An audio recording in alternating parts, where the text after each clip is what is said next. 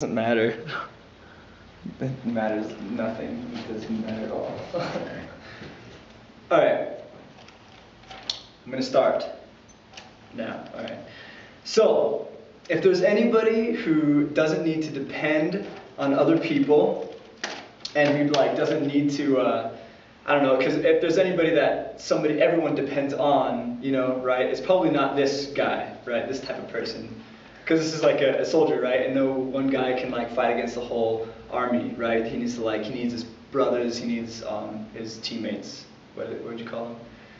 Comrades? Yeah, comrades. Anyway, yeah. But if there's anybody who doesn't need to depend on others because everyone depends on them, it's probably not this type of guy either, right? Because it's like a fireman, right? Needs other firemen to do his job. No one guy can put out an entire fire, right? We know this. Anyway, you need more than one person to even hold the hose down. Anyway, okay, but if there's anybody that doesn't need to depend on others because everyone kind of depends on them, it's probably someone like this type of person, right? This is Brad Gilliland, my pastor, our pastor. But anyway, the reason I show that is because I needed an illustration. But yeah, really, we know that that's not true, that necessarily, that, people in ministry don't need other people to help them to grow and to be mature and mature spiritually, but we kind of assume that in a way, though, anyway. And I mean, I know a guy who's gone from a bunch, church to church for a long time, for a while anyway, for a long time, a long portion of his life, he was moving through different churches.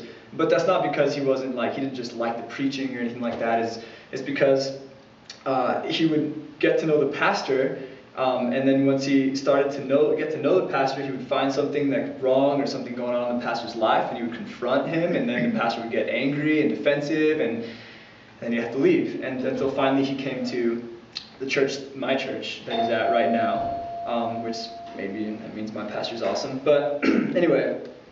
I want to talk to you guys about this problem of, dang it, that's awesome, distractions. Really, I want to talk to you guys about the problem of self-reliance in our churches, in our communities, and then talk about vocational ministry and how that can be used as a platform to promote what God values, which is dependence on the body of Christ. Go ahead and laugh. All right. But first of all, so starting out with the problem of self-reliance in Christianity, by the way, it is impossible for a disciple it is impossible for a disciple or follower of Christ to be a disciple or follower of Christ without being intimately connected with the body of Christ. And we find that in Ephesians 3:17 through 18. So there's this quote I have by Dietrich Bonhoeffer. He wrote a book. And what he says, the more isolated a person is, the more destructive will be the power of sin over him, and the more deeply he becomes involved in it, the more disastrous is his isolation.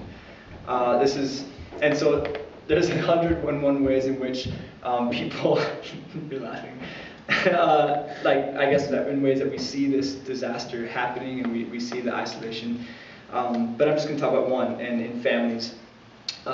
Some statistics for you. By the U.S. Census Bureau, 45% of Americans, of couples living together, people living together basically, are not married. So 45% of people that live together are not married. And of those and that's by the U.S. Census Bureau, and by the NVSR found out that 50% of people that get married don't stay married, they get divorced. And if you are thinking well, maybe that is a statistic that doesn't necessarily include the church as much, there's another statistic from the Barna Group that showed 77% of Americans go to church. 77%. So really, most of those statistics, most of that is coming from people that go to church, people that attend church, and people in the ministry are not exempt from that, because I've seen in a Schaefer Institute found out in a study that they did that 50% of pastors' marriages also end in divorce, which is crazy. But what does that look like? the vocational ministry. Really, like, I mean, it can be just preaching, but mostly what you can say as what vocational ministry is, as a, whatever I would say, what do you say? Anyway, okay. Man, I can't think of anything right now. What that is equipping people, equipping the ministry. So that's what their job description is. That's the word I was thinking of.